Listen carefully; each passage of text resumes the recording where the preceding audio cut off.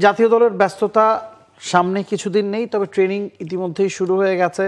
আবার এ দল আগামীকাল অস্ট্রেলিয়ার উদ্দেশ্যে রওনা দিচ্ছে। এইচপি দল এবং এ দলের একটা সিরিজ মাত্র চট্টগ্রামে শেষ হলো।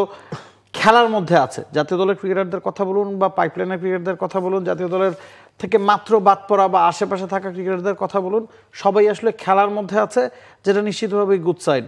একদমই স্বস্তির। মানে সবশেষ এক বছর বা এই সময়ের মধ্যে বাংলাদেশ ক্রিকেট বা ক্রিকেটারদের নিয়ে তো অনেক কিছু আলোচনা হয়েছে, তবে সবচেয়ে আশার কথা হচ্ছে যে প্রত্যেকেই, সেটা এইচপি এ দল, আমরা আজকে মানে প্রথম দিনের আজকে সবাই নিজেদের সকাল 8টা সাড়ে 8টার দিকে রিপোর্টিং করেছে, তারপর সবাই জিমে ব্যস্ত ছিল। যে ছবিগুলো আমরা এখন দেখতে পাচ্ছি, সামনে দলের একটা মেগা ইভেন্ট রয়েছে এশিয়া কাপ। এর আগে অবশ্য নেদারল্যান্ডের সঙ্গে বাংলাদেশ দল টি20 খেলবে। আপনি যেটা বলেছেন যে এইচপি বা এ দল অলরেডি অস্ট্রেলিয়ায়, কালকে তারা রওনা দেবে। তো সব মিলিয়ে যে একটা ব্যস্ত শিডিউল, সেখান থেকে অন্তত বিসিবির একটা টার্গেট হতে পারে যে পারফর্মার খোঁজা। আপনি কাদেরকে নিয়ে ভবিষ্যতে জাতীয় দল হবে, কিংবা এখন জাতীয় দলের যে ব্যস্ততা বা সামনে যারা জাতীয় দলকে খেলবে, ওদের স্বপ্ন পূরণে পাশে থাকতে পেরে আমরা গর্বিত। তো সব মিলে একটা ব্যস্ত শিডিউল যাচ্ছে। আমরা যদি ধীরে ধীরে একটু আলোচনা করি নাবিলকে স্যার, এখানে আমি একটু আগে জানতে চাই যে জাতীয় দলের প্রাথমিক স্কোয়াডের 25 জনের একটা তালিকা ঘোষণা করা হয়েছে। সেখান থেকে কয়েকজন আবার এ দলের হয়ে খেলতে অস্ট্রেলিয়া যাচ্ছেন, যারা টপ এন্ড টি20 সিরিজটা খেলবেন। এক্স্যাক্টলি যদি আমরা বলি 5 জনের নাম ওই তালিকায় আছে।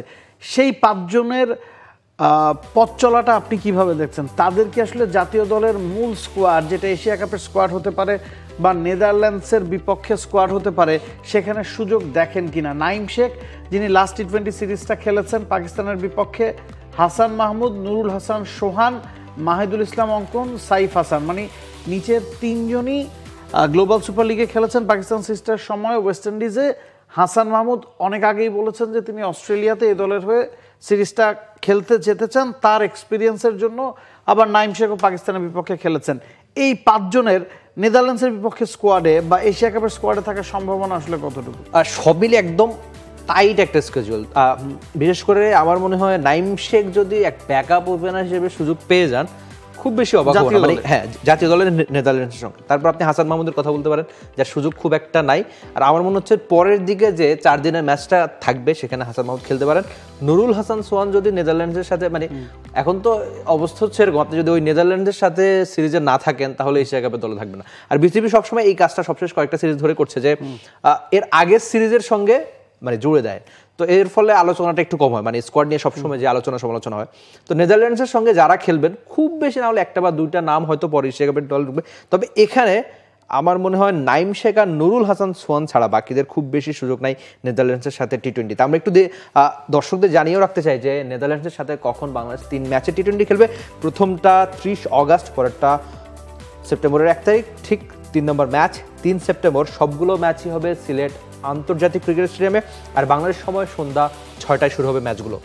এবং এখানে বিষয়টা হচ্ছে যে যারা টি20 সিরিজটা খেলতে, টপ এন্ড টি20 সিরিজটা খেলতে অস্ট্রেলিয়া যাচ্ছেন, আপনি নাইম শেখের কথা বলছিলেন এবং সোহানের কথা বলছিলেন, যে এই দুইজনের হয়তো নেদারল্যান্ডসের বিপক্ষে বা এশিয়া কাপের স্কোয়াডে সুযোগ পাওয়ার সম্ভাবনা আছে। আমরা যদি পাকিস্তানের বিপক্ষে সিরিজটার কথা বলি, সেখানে নাইম শেখ 2টা ম্যাচ খেলেছেন, পারভেজ ইমন প্রথম 2টা ম্যাচ খেলেছেন, নাইম শেখ 2টা ম্যাচ খেলেছেন, তানজিদ তামিমও, মানে 3 ওপেনারকেই ভাগ করে সুযোগ দেওয়া হয়েছে। 3 ওপেনারই 2টা করে ম্যাচ খেলেছেন।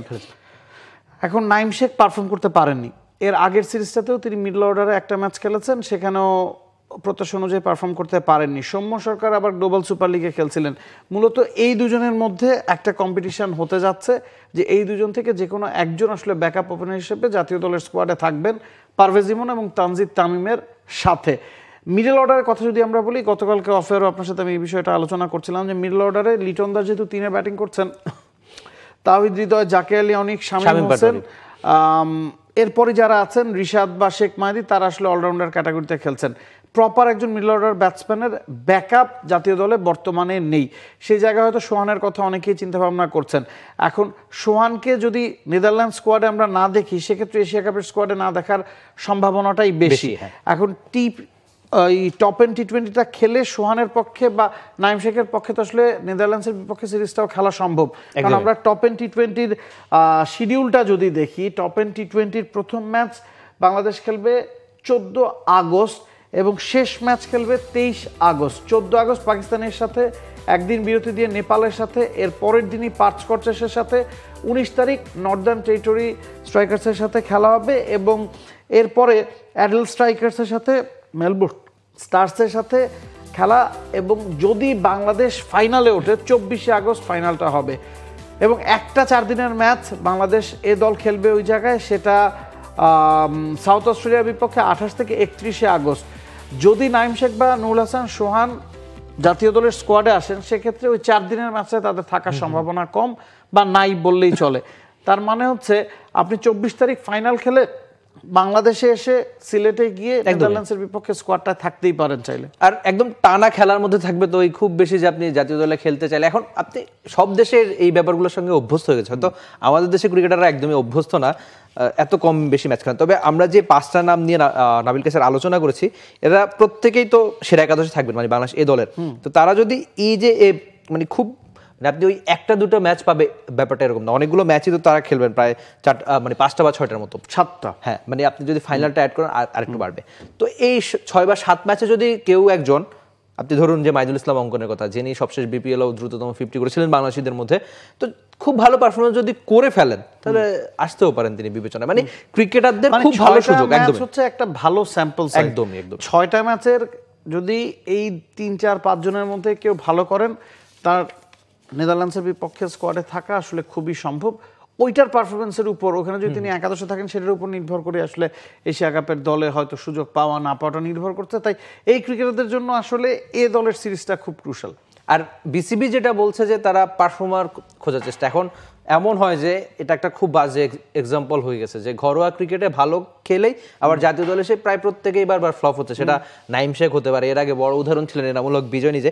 তো এখন অস্ট্রেলিয়াতে গিয়ে যারা ভালো করবেন তাদের তো ওই আত্মবিশ্বাসটা একটু বেশি বাড়বে যে আচ্ছা ঠিক আছে, আমি তো ঘরোয়া ক্রিকেটে ভালো করেছি, আমি এখন অস্ট্রেলিয়ায় গিয়ে অন্তত ভালো মানের দলের সঙ্গে খুব ভালো একটা কামব্যাক করতে পেরেছি। তো খুব বেশি ভালো যদি তারা খেলেন নেদারল্যান্ডসের সঙ্গে বেশ ভালো একটা সুযোগ থাকবে। আর বিসিবি কি এক্ষেত্রে আমার মনে হয় না খুব বেশি মানে ওই আপনাকে থাকে না যে এক্সপেরিমেন্ট করা, তো নেদারল্যান্ডসের সঙ্গে মনে হয় না সেটা করবে, যেহেতু আপনার এরপরেই এশিয়া কাপটা রয়েছে।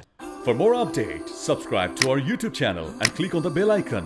Follow us on Facebook and Instagram. Download T-Sports app to enjoy exciting games and highlights.